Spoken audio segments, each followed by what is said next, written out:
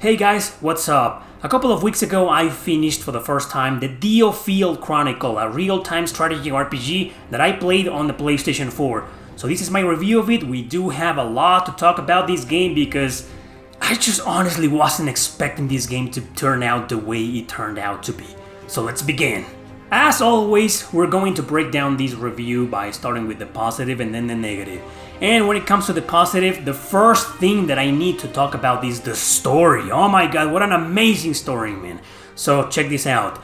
In this game, you play as a bunch of mercenaries, a group of mercenaries led by the two main characters who were kind of the retainers of a prince that gets assassinated in the middle of an invasion by the Empire invading the island where these characters live, called DioField. So these two retainers, Andreas and Fred, escape, and when they grow up, they turn out to be a small group of mercenaries who's trying to make a name out of themselves, but they still resent the Empire and obviously resent the assassination of their dear friend, the prince, when they were young. As in most stories of this kind, one thing leads to another and they end up fighting in the middle of the war, first under the banner of a nobleman, and then by themselves, and then they take on the Empire. You get the idea.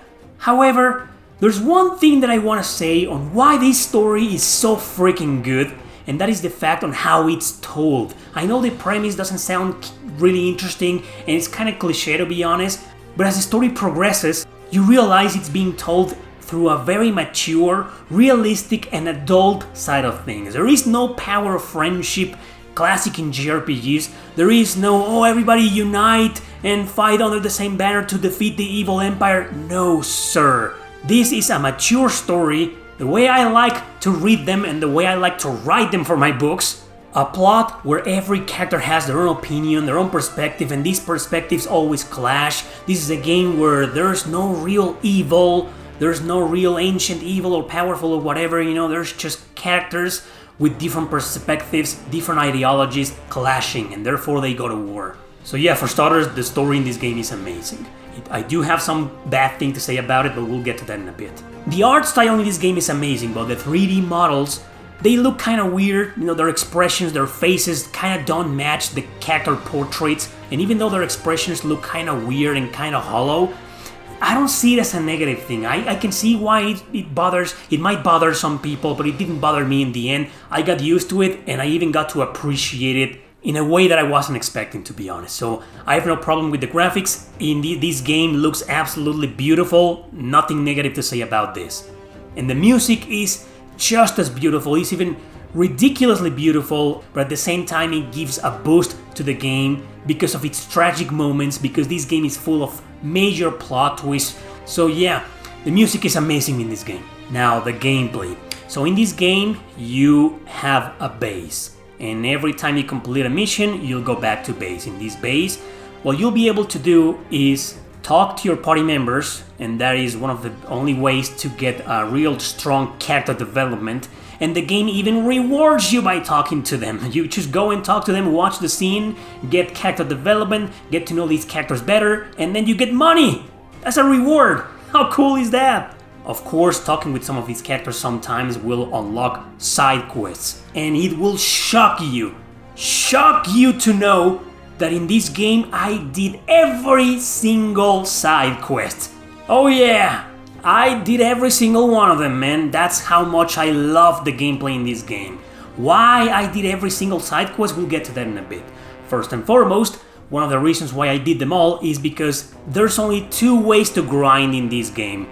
Either by replaying the missions that you already played or by doing the side quests.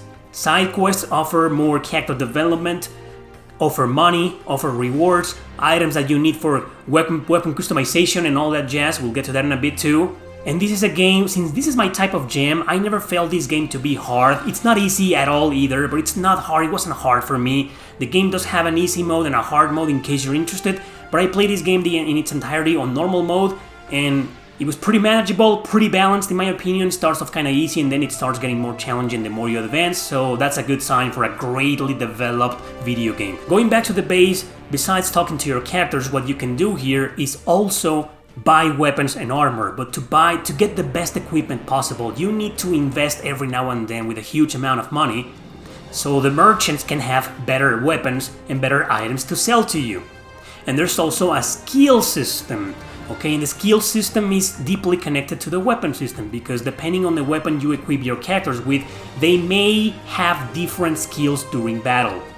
Each character has their own skill tree, but the entirety of this skill tree is passive. You can only increase by getting skill points after battle, but only when they level up. And these skill points, you're going to use them to increase or to improve their passive abilities. To increase and or improve their skill abilities, the ones that are used in battle, their special attacks or the magic attacks, you need to use a skill system that, well, it relies on money and on certain items that you'll get on every mission, or on treasure chests, to unlock them and to level them up.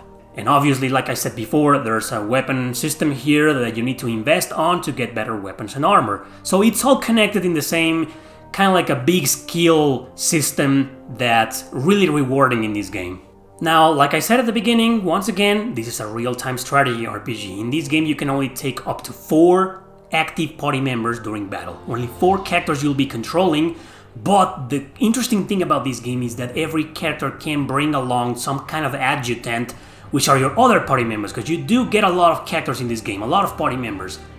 So in reality, you're taking 8 characters with you in battle, and at a certain point of the game, you'll be able to switch to any character at any given time, once or twice per battle actually.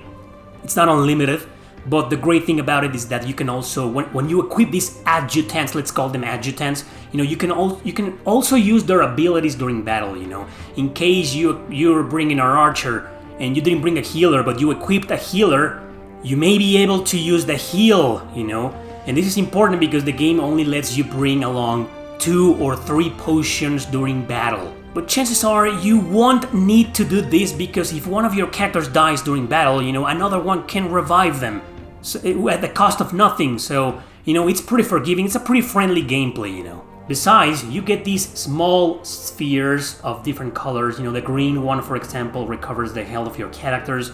There's other ones like the blue one that you use actually to increase a gauge or a circle, a sphere bar that you can use to summon a giant creature to do massive damage to your enemies. These creatures also have their own skill tree, and you can improve them on your base the same way you improve sometimes your weapons or your skill weapon system. Money, man. The game revolves a lot around money, just like in real life. So the last thing that I want to say is about the side quests. So going back to the side quests, the reason why I also did every single one of them is because they are so short.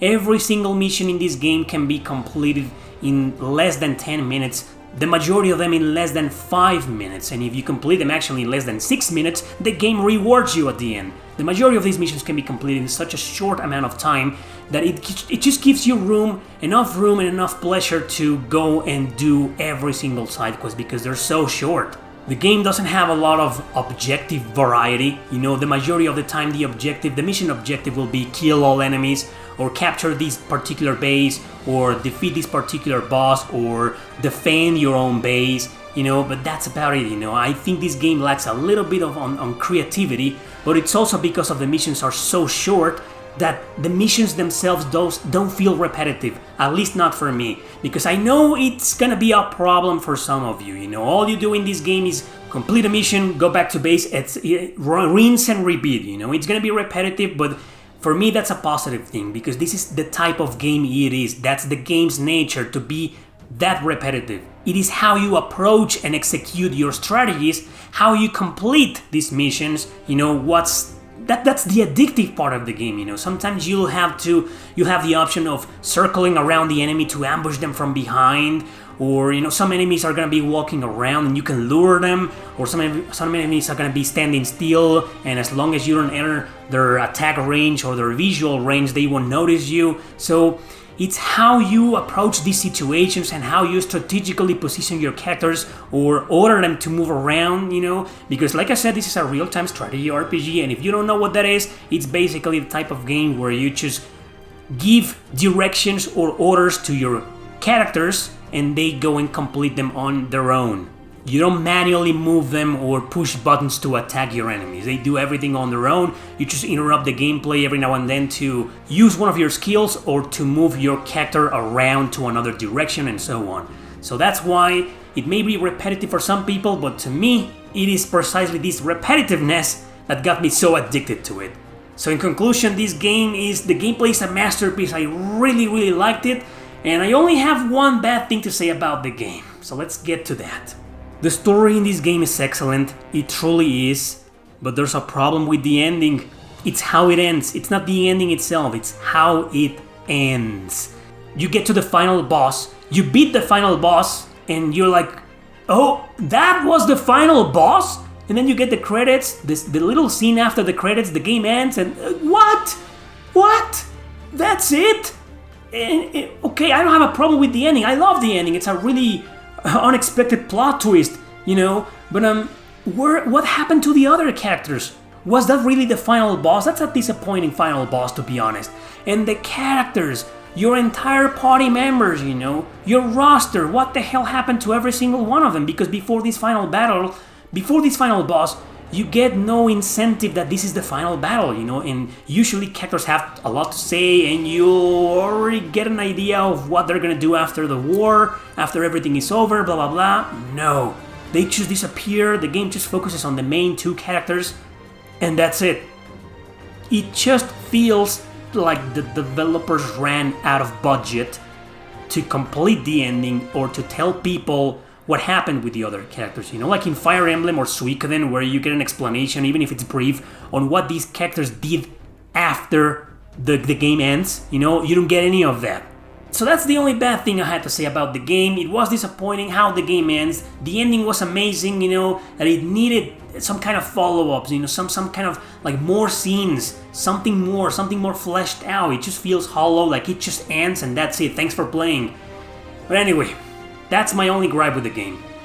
Huge game here, strongly recommended. It's no AAA game, remember that. It's Long Carse, it's published by Square-Enix, but don't let that fool you. It's a AA game, but it's completely worth your time, especially if you like strategy RPGs, especially if you like real-time strategy RPGs. This game, I wish I could call it a masterpiece, because it actually is. It is super strongly recommended. But this ending business, I just can't get over that. But anyway, that's it for today, guys. Thanks for watching. Don't forget to subscribe and share this video with your friends. See you next time!